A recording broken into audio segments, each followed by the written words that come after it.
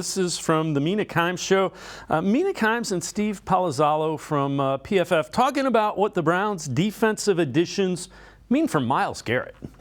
It's been the Myles Garrett show in Cleveland, and he's still been awesome. He was the most double-teamed pass rusher in football last year. So he is joined by Za'Darius Smith, who I imagine will use outside-inside, and then Obo Okoronkwo, bringing in those guys and then putting them in the Jim Schwartz defense where they'll be rushing from a pretty wide alignment. I think it should look pretty good, and I wouldn't be surprised, Steve, if Myles Garrett actually has a better season than the ones he's had because of it. It's one of the most difficult things in football sometimes is when last year during the season, you were trying to make a case for Myles Garrett for Defensive Player of the Year, but because the Browns defense was terrible, I don't think he had the same sack totals as Nick Bosa and Micah Parsons. And it's like, of course it's Nick Bosa and Micah Parsons. Of course it's a two-horse race. It's like, look at every metric. Myles Garrett's produced in every system that they've had anyway, so he'll continue to produce, but now he has help. I think the Browns turned a massive weakness, which was their entire defensive line, into potentially one of the best in the NFL.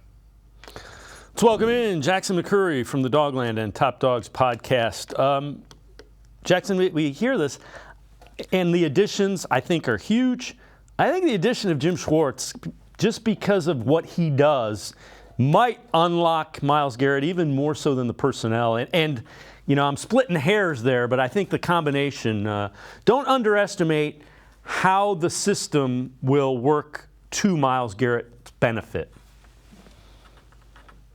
Yeah, definitely. I mean, you look at Schwartz's background in Tennessee with Javon Curse, in Detroit with Ndamukong Suh, Ezekiel Ansah, and then in Philly with Derek Barnett and Fletcher Cox and all those guys on the Eagles defensive front. He has made defensive line so much better wherever he's gone throughout his career. And, you know, you added a great supporting cast to go alongside Myles, and then you add Jim Schwartz, who has a knack for getting the best out of defensive fronts. Like Steve Palazzolo said it, Myles has been productive and with whoever the defensive coordinator's been, but I think this is just the perfect fit for what Myles has been as a player.